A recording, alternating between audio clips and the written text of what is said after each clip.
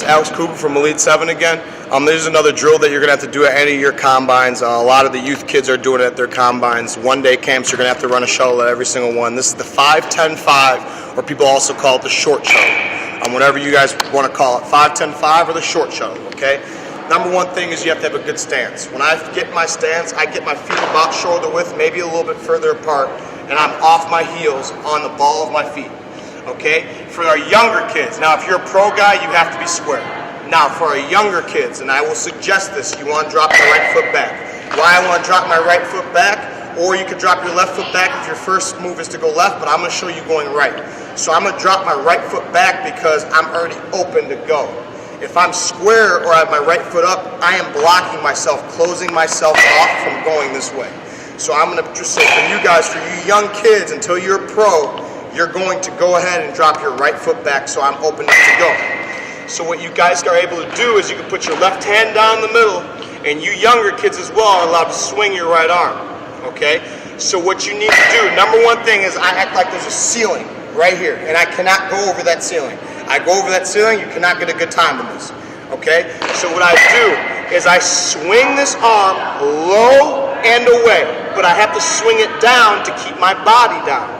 So what I do is I swing it down and I keep it down, and do you see how it keeps me down? Now that gets into how the steps are.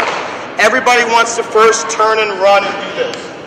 Well, again, I'm turning and running, and that's going to get me there fast, but I need to get back there as fast as I possibly can. So I don't want to turn like this. So what we teach and what I was taught is you cross over, step, and plant.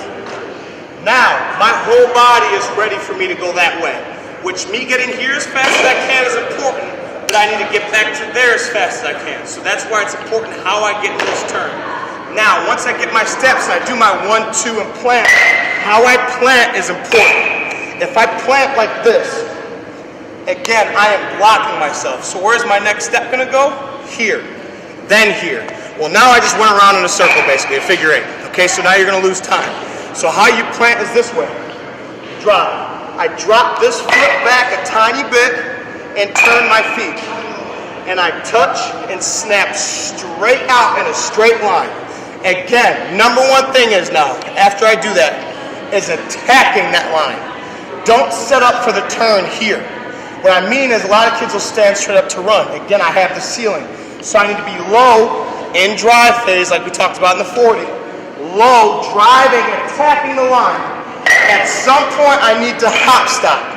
A lot of kids will chop, chop, chop, chop, chop, and go. Well, you just lost all your speed that you just built up from here. So what it needs to be is a run, hop, stop, drive up. That's how you get out of the turn fast. But again, notice how I got into the turn. When I get in that turn, I don't do this. I don't block myself. I don't have this foot forward. This is how I get into the turn. Drop.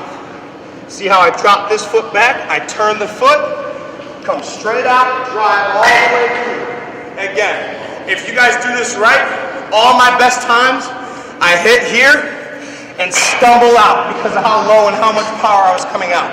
You're stumbling towards the direction that you want to go. If you stumble out of your second turn, you are probably going to hit a very good time. All right? And that's a short little explanation of how to run the short shuttle.